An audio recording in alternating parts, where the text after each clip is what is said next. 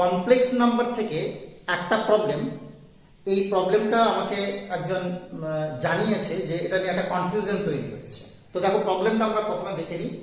The value of amplitude I omega plus amplitude I omega square where I is root minus 1 and omega this is cube root of 1, this is not real.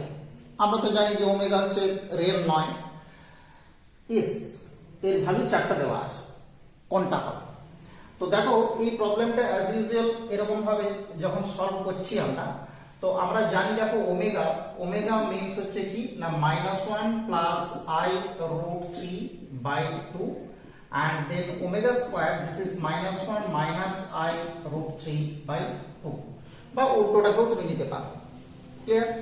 তো এবার আমাকে যখন বলছে যে I omega, আমি এখান থেকে obviously পেয়ে যাচ্ছি I দিয়ে মাল্টিপ্লাই করলে দেখো -√3 minus I by 2 and I omega square this is given by এখান থেকে আমরা কত পেয়ে যাব? এখান থেকে আমরা পেয়ে যাচ্ছি √3 minus I by 2। তো এবার এই যে জায়গাটা, এই যে পয়েন্টটা, এই পয়েন্টটা দেখে নাও √3 by 2 -half, this is obviously on the third quadrant, okay? আর এই যে পয়েন্টটা, এটা দেখা যাচ্ছে কত √3 by 2 -half, this is obviously fourth quadrant।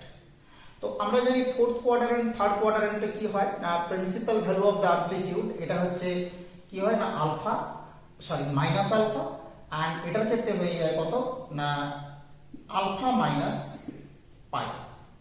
Clear? Alpha minus pi. তো আমরা একটু দেখে নিই যে আলফা, এটা আলফাটা কি? এই আলফা আমরা জানি কি, এটার ক্ষেত্রে যদি আমরা আলফা বার করার চেষ্টা করি, alpha this is tan inverse mod of -half by -√3 by 2, so this is tan inverse 1 by √3 and tan inverse 1 by √3 this is given by pi by 6, okay? and obviously এটার ক্ষেত্রেও আমরা দেখতে পাচ্ছি যে alpha this is equal to pi by 6 বেরিয়ে আসবে। তো আমরা দেখো এখানে আমরা যদি এর অ্যামপ্লিটিউড বার করি, তার মানে amplitude of I omega this is obviously pi by 6 minus pi and amplitude of I omega square this is given by minus pi by 6। এবার দেখো এইখানে কিন্তু আমাদের কনফিউশনটা শুরু হবে। এবার আমরা যখন দেখছি যে amplitude I omega plus amplitude I omega square this is given by pi by 6 minus pi plus this is minus pi by 6, minus pi by 6 cancel out and this is minus pi। এবার আমরা যখন অপশনের দিকে তাকাবো দেখতে পাচ্ছি 0 pi by 2 pi and none of this, তাহলে আমাদের কি आंसर কি হবে? आंसर কি none of this হবে? তো এবার দেখো এখানে আমি বলে রাখি যে এই যে প্রবলেমটা, এখানে যে আমরা সলিউশনটা করছি এই সলিউশনটা কিন্তু ভুল হচ্ছে, এটা কিন্তু -পাই হবে না। ঠিক আছে? তাহলে কি আমি বারবার বলেছি যখন আমরা অ্যামপ্লিটিউড Z1 Z2 করব তখন কিন্তু আমরা জানি যে amplitude Z1 plus amplitude Z2 plus 2k পাই। ওকে? তো এখানে দেখো আমরা দেখছি এই দুটোর সামটা কত -পাই প্লাস 2k পাই। এবার আমরা দেখব যে এই যে ভ্যালুটা, এই ভ্যালুটা -পাই লেস দেন থিটা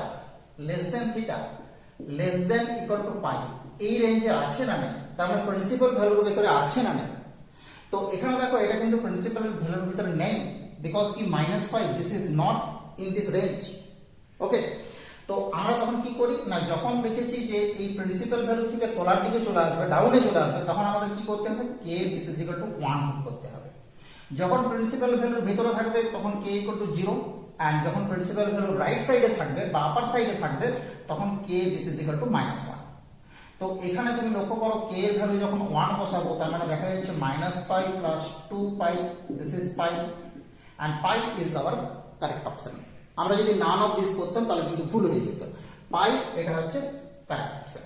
তাহলে এই যে জায়গাটা, এই জায়গাটা কিন্তু খুব ইম্পর্টেন্ট একটা কমপ্লেক্স নাম্বারের জন্য, এটা হচ্ছে মূল প্রসিডিউর। ক্লিয়ার? এই পর্যন্ত তোমাদের সলিউশন হয়ে গেল। এবার আমার কথা বলি, আমি যদি পরীক্ষার টেবিলে কোশ্চেনটা পাবো, আমি পরীক্ষা দিচ্ছি, আমি কিন্তু এসব কিছু করবো না।